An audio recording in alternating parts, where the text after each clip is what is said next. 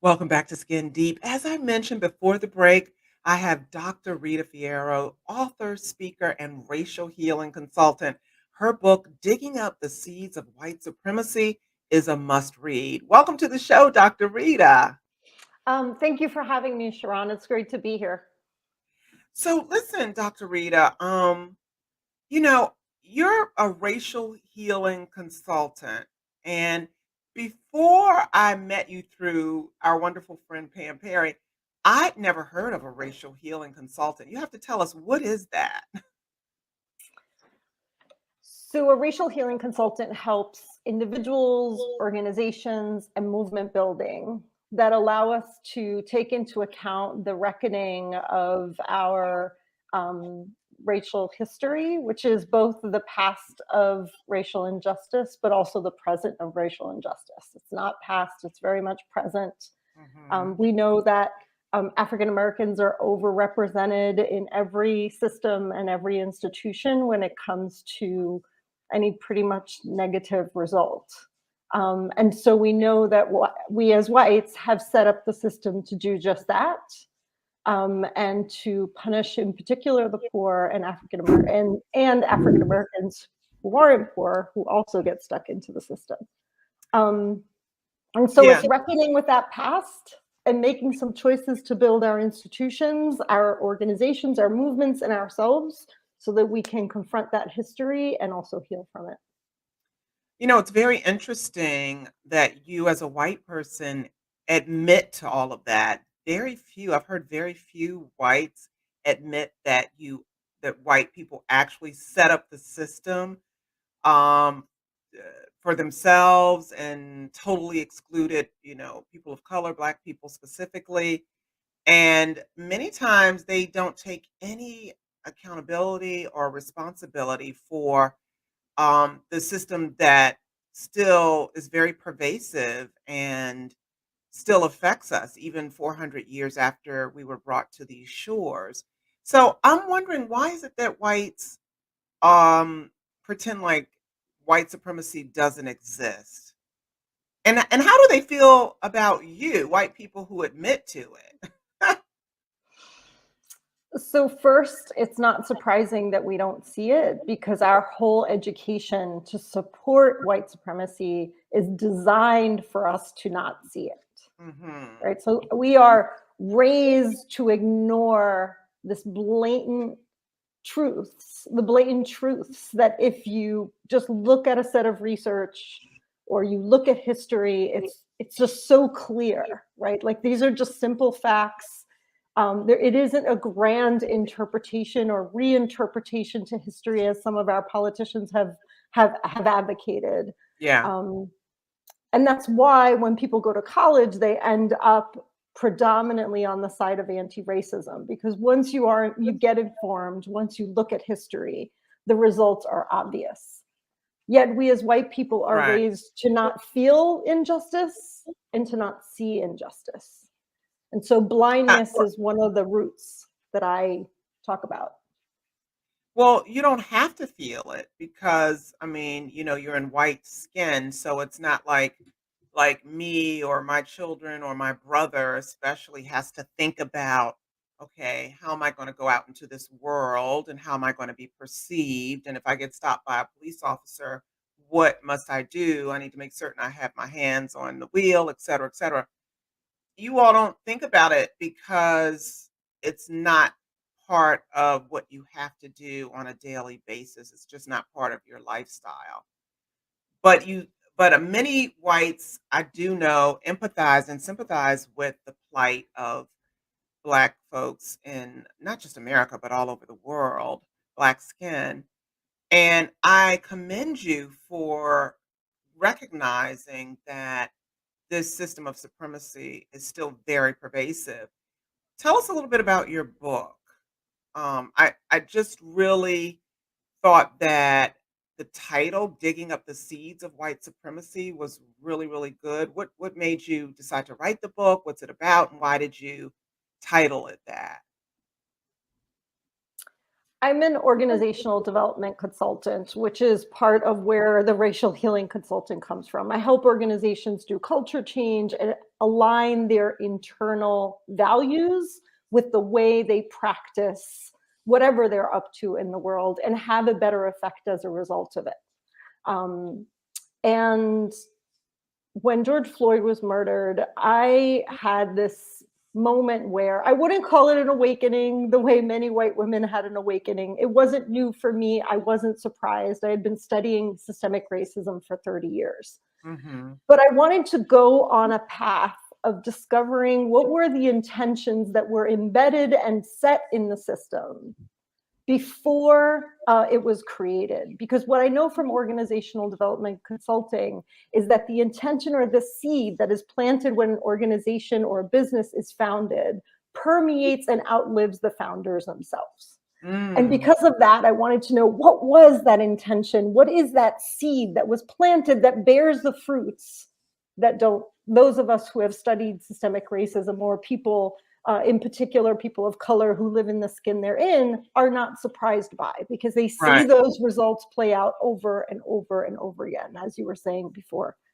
Um, and what I did was, for an in-depth, for a year, literally go back in time and look at the systemic history of all of our systems, looking at how 10 systems were forged in the United States across 500 years.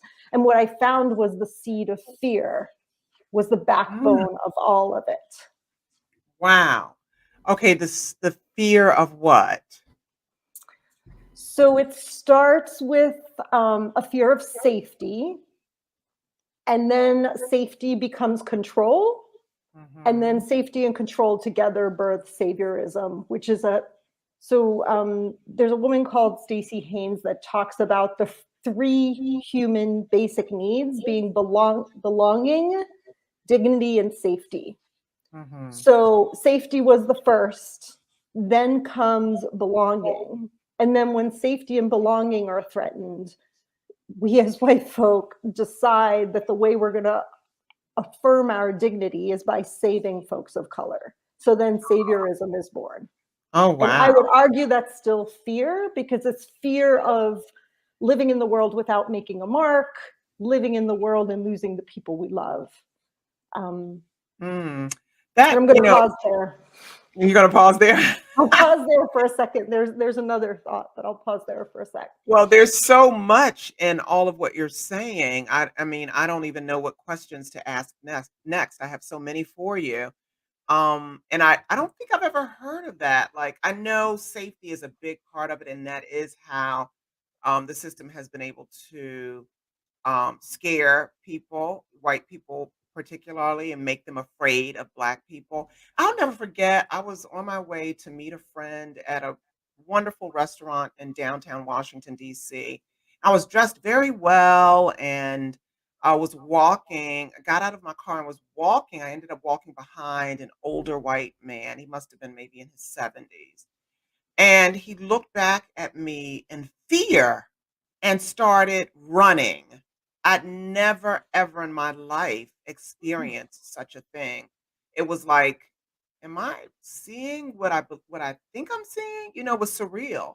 And he ran across to the other side and looked back at me and then began to walk.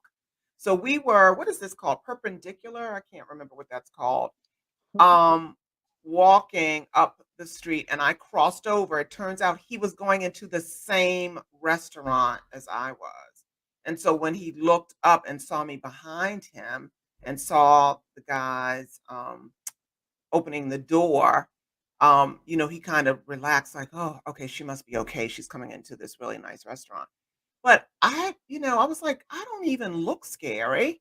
But I guess my skin, to many white folks, just the black skin that I am in, causes fear. So I'm just glad to hear that you're talking about it openly and honestly.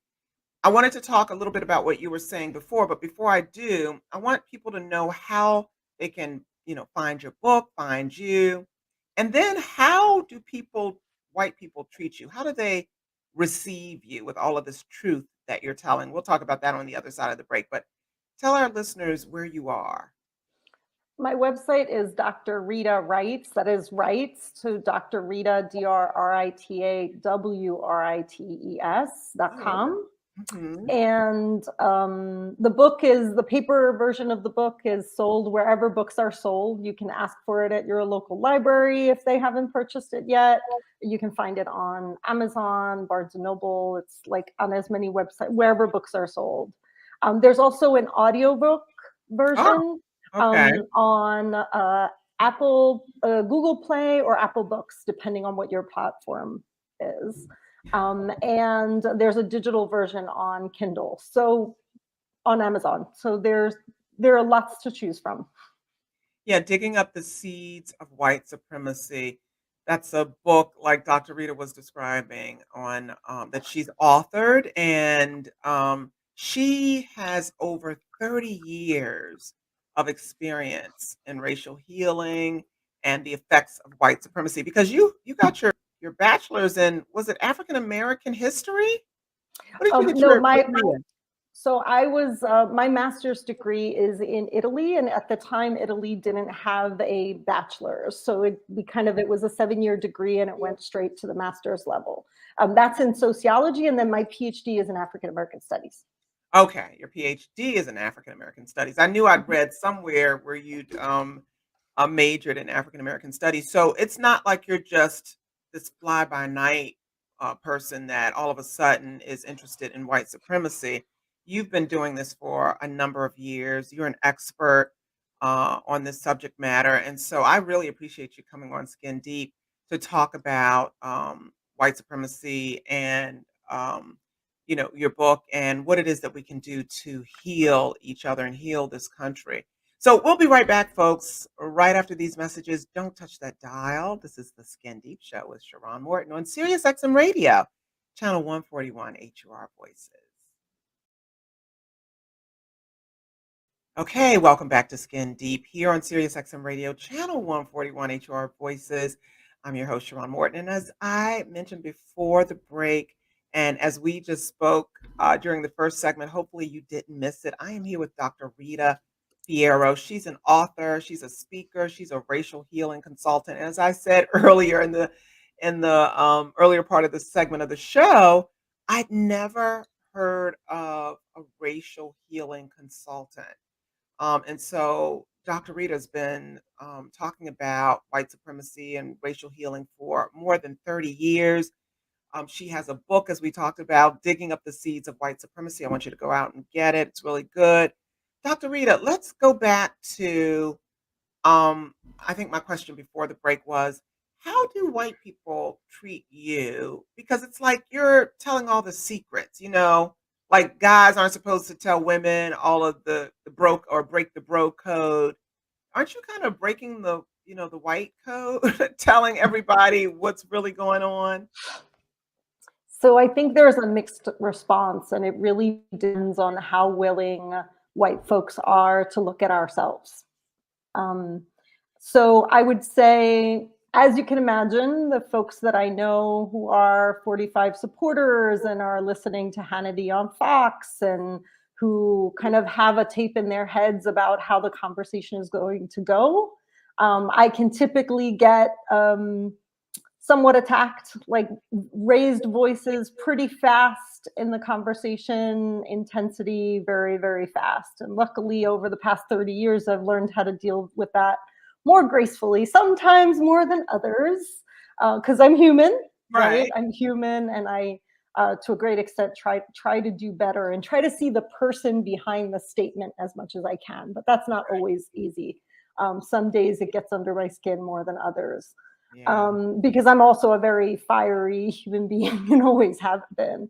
Um, and on the other hand, I think there's a growing number of white folks, and I have to say, women, as problematic as our role has been across history as enablers of white men, Hmm. who have been looking themselves in the mirror, who have had enough, have had an awakening of sorts. Many after George Floyd, as late as that is, Yeah, that I was going to and say are that's asked, so late. yeah, and are asking themselves, okay, what can I do that's more? Like, what can I do to make this an integral part of my business practice, my professional practice? How do I live by my values? How do I walk the walk?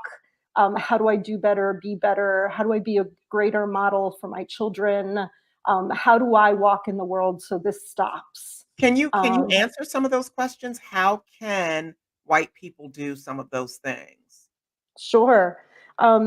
So I think there are two aspects to the work, or actually three aspects to the work. There's the internal work, there's the movement building work, and then there's the systems change work. Mhm. So before you had said that as white people we don't feel the pain of oppression because we don't have to. That is very much true, and I would say that's true for adults. I would argue that as children we actually can feel and do empathize, and then we get trained not to. Yeah. Inevitably, someone in our family we loved tells us to not think, feel, or behave that way Mhm. with people of color, whether Right. it's too empathetically, too lovingly, too closely, too touchingly. There's always a person in our lives, and generally a person we loved, that taught us this code, what you're saying, the code.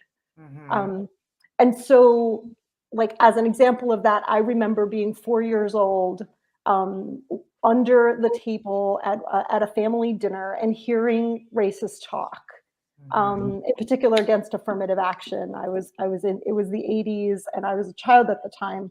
And and I remember that every time this person said the word black, it Yeah. felt like a punch in my stomach, right? Like I Wow. remember it feeling physically sickening. Ill.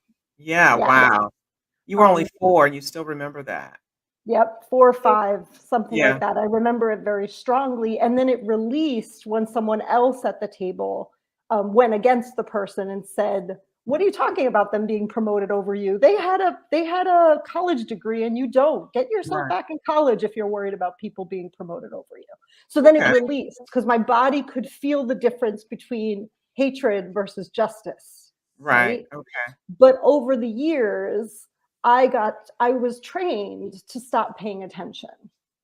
So Mm. and I would argue white people in general, we get trained that way, which is why it's great to talk about white fragility and read the book White Fragility, which is what a lot Yes. of white folk are doing right now. But I Yeah. argue we can't talk each other out of white fragility. We have to heal white fragility, because Hmm. white fragility, or the illusion of being fragile, the illusion that we're not strong enough to endure a hard conversation, comes from people we love, like either our mothers or our aunts or our uncles. Someone taught us that there was a way of walking in the world to deflect responsibility by getting anxious. Wow. So that has to be healed because people we loved taught us this crap. Mm. We are so Yeah. much more resilient than that as human Yeah. beings in general, right? Right.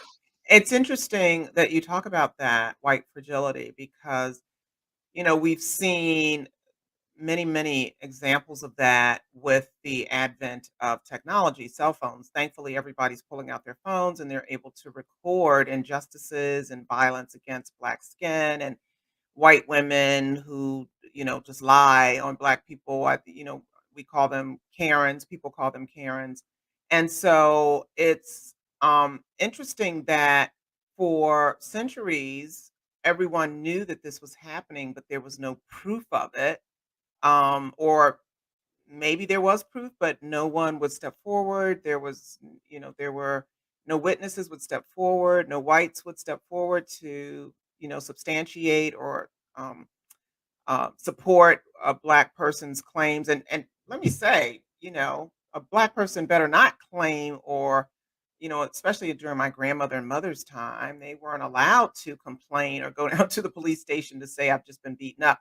But now, like you said, since George Floyd and with all of the cell phone cameras that are being utilized to unfortunately tape brutalization, which for me is very hard to watch. It's very painful.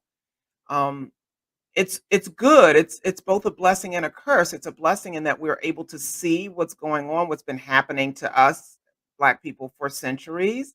But now we're able to substantiate and prove, yes, this is in fact occurring and has always occurred, but you still have people, whites, that just don't believe it, or, they should have listened to the police officer, or, whereas you have like, a white woman, she was in the back of the police car, she got loose and she got the police officer's shotgun and started shooting at them.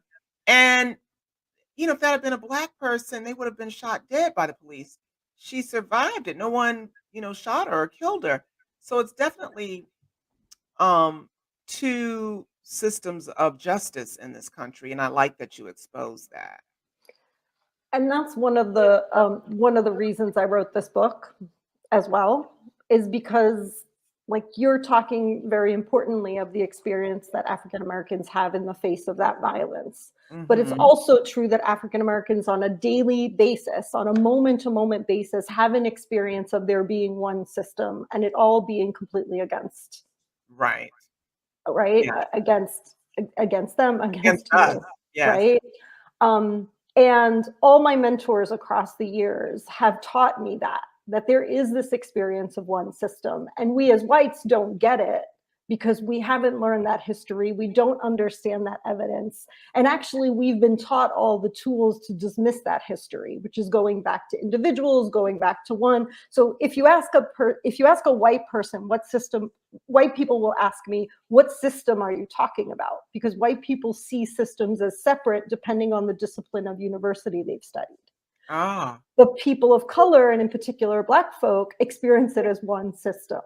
And yes. one of the reasons I wrote this book is so that we can begin to talk about the system as one and all the way in which these different branches reinforce each other.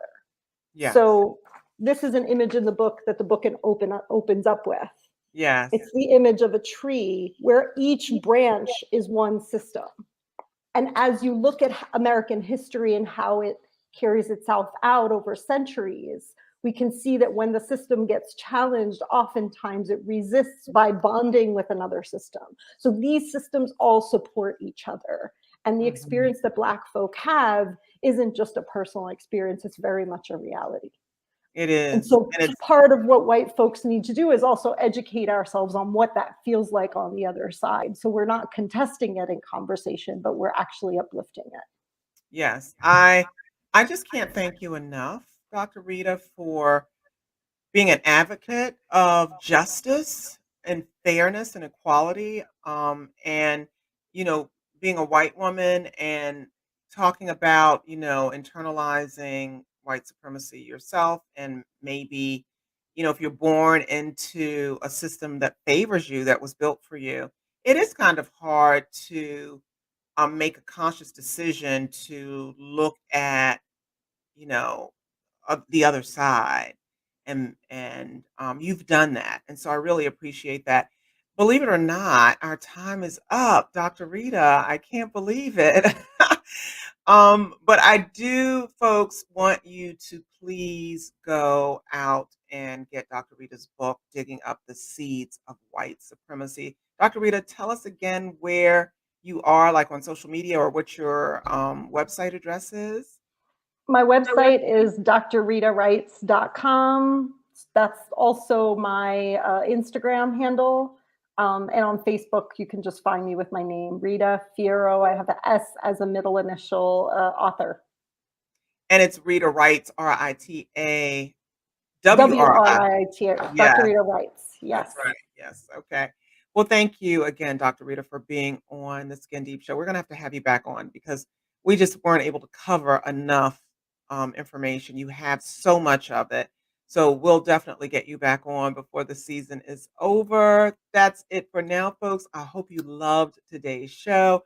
You can hear it on SiriusXM Radio Channel 141 on Fridays, Saturdays, and Sundays, as well as on iTunes, Spotify, and all streaming platforms. And email me at skindeepradioshow@gmail.com, or go to my website, sharronnemorton.com, and let me know what you think about the show. Thanks again for tuning in on all things that are skin deep.